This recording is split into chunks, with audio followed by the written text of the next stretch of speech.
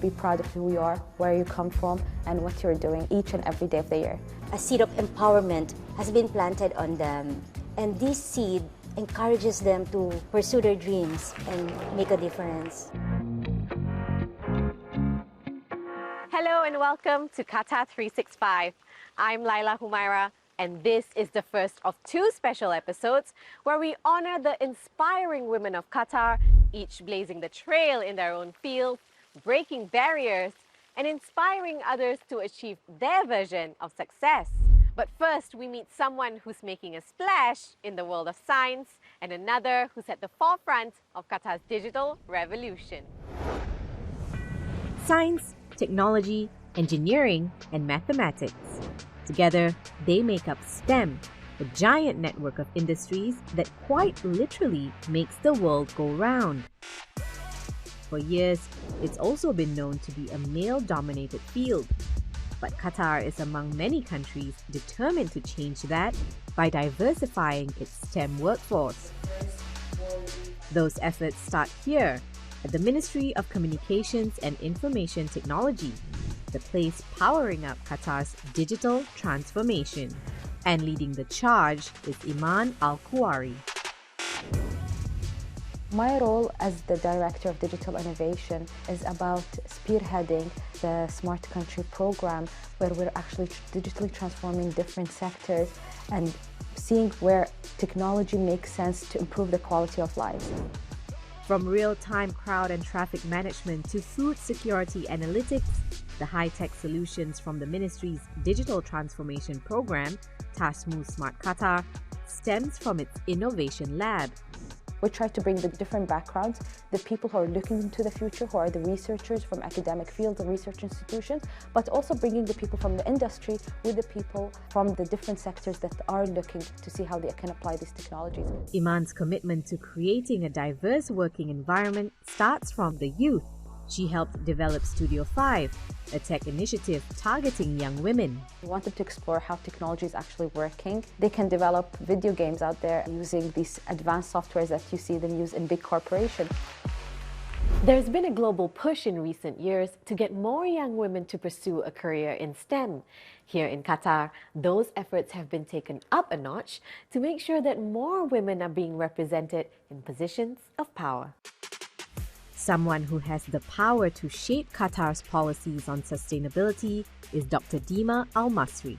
I lead the water project research at EarthNA, and what we do now is we work on basically water resource management and achieving water security in Qatar for resilience towards climate change. Dr. Dima's passion ignited from an early age, inspired by the story of Erin Brockovich. Her determination to turn the tide in water research led her to spending a decade as a scientist at Kiri HBKU, working on the treatment of wastewater. There was a strong need for the country to treat wastewater and reuse it for irrigation, not only irrigation, but other applications as well in the industry, such as for cooling plants. Dr. Dima acknowledges that the industry needs more women. There were a lot of times where I was the only woman in the room, even though most of the times I didn't feel like I was the only woman. Right now, I'm very open to giving help and advice and feedback to any woman that comes to me that's trying to enter that field.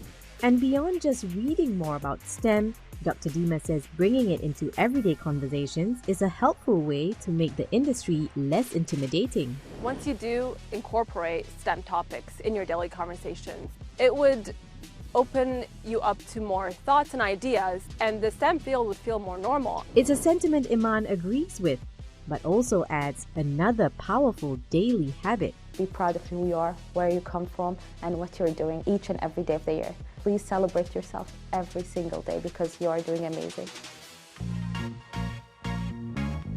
It can be hard to start a business from scratch, but sometimes all you need is a little guidance.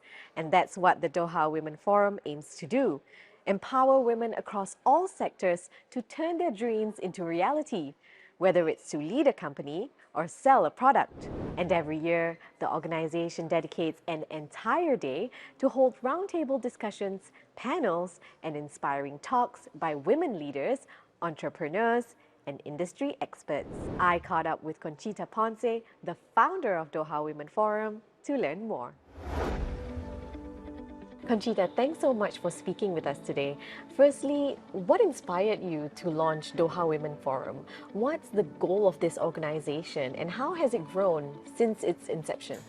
You know, I've been here in Qatar for a while, and I've come across many amazing stories about women, and I believe these women deserve a platform to share their stories and inspire others.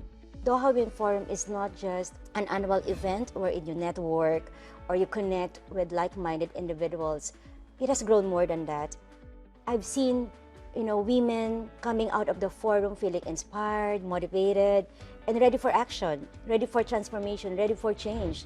A seed of encouragement, a seed of empowerment has been planted on them. And this seed encourages them to pursue their dreams, to find their voice or their calling and make a difference.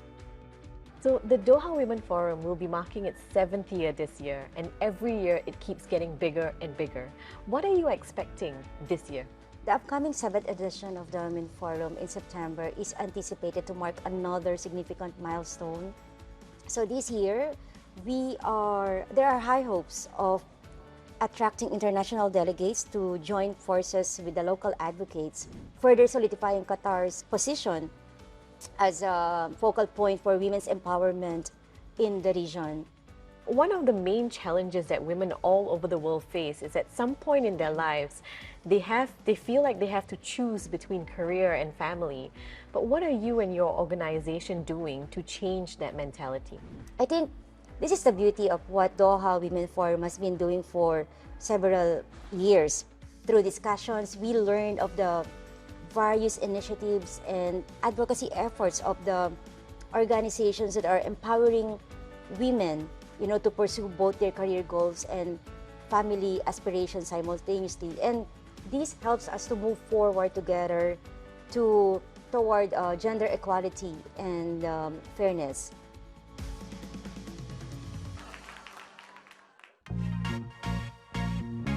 The fashion industry isn't necessarily known for its inclusion, but one Qatari-based designer is trying to change that. Gil's Manjulaxmi recently hosted a forum celebrating sustainable fashion and disability inclusion. And as Adal Halim found out, the idea is to make fashion fun and accessible for all. Gil's Manjulaxmi is on a mission to improve inclusivity in the fashion industry, and she has plenty of support. Samantha Bullock is a London-based inclusion advocate. The challenges are a lot. I think nowadays disabled people are starting to be seen as a consumer. We need to consider that in some point in life, all of us are going to have a disability. So it's something that is almost touched like 100% of the population. We need to find easy solutions. One such solution is this leather bag she co-designed with a Brazilian brand. As you can see, we have these loops here. This is something that is quite easy, but you can put this behind of our chair. And if you don't need that, in the case, you can just remove the loop and you have. So the solutions are quite simple. This is one of the solutions. We don't have like one fits all because one disability is completely different than another one. This two-day event, Sustainable Fashion and Disability Inclusion, is the brainchild of Manjulaxmi Bharatan, who's no stranger to breaking barriers. She created her Gil's Manjulaxmi fashion brand 10 years ago and produced shows for Middle Eastern designers at New York Fashion Week, which made her the first designer from Qatar and first brand from India at the prestigious event. In New York Fashion Week, it's very difficult to get selected, especially you have a high competition globally. But there is lots of importance given for anything that you're doing for a community. First of the things is sustainable fashion, that if your company is highly sustainable, it really values in the Fashion Week. And second thing is your contribution. This is the men's line. Gil's prides herself on creating luxury sustainable fashion as well as modest designs. She says sometimes new ideas don't work right away, but require trial and error to get them right. We first brought an idea, creating men's thobe with linen. It was catchy, but what they said is that thobe is considered to be something that cannot wrinkle. So we had to change the idea. We had to try getting a fabric that looked similar to thobe, but it was maybe from recycled materials. So we are working on this project now, and soon we will be doing a collaboration with one of the industries here in Qatar.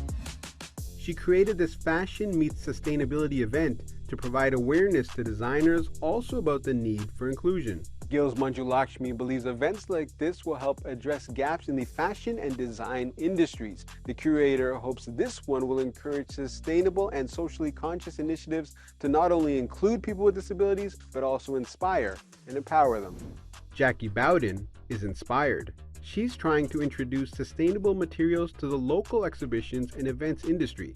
She's been in Qatar for more than 30 years and has seen a change. People are more aware of, what we're doing to the planet, and I think people are looking now for materials that are a substitute for wood and plastic. Her company discovered a material in Germany which she says is a strong, lightweight, and sustainable paperboard. It's processed in Sweden and is 100% recyclable. To me, it's very important about when you're using something, what happens to it after. And at least we know with this that when you've taken it off an event, it has another purpose. You can either recycle it, which means that you're not harming the environment. Even if you've got small pieces, you can give it to the school kids for them to use for projects. And there's always a second use, third use to this, without actually just getting it and dumping it in the waste. It's been a pleasure to share these inspiring stories of women in Qatar who are empowering their communities regardless of their profession or physical limitations. We hope you've enjoyed this episode, but that's all the time we have for now. For more, check out euronews.com and connect with us through our hashtag. Thanks for watching, and we'll see you next time on Qatar 365.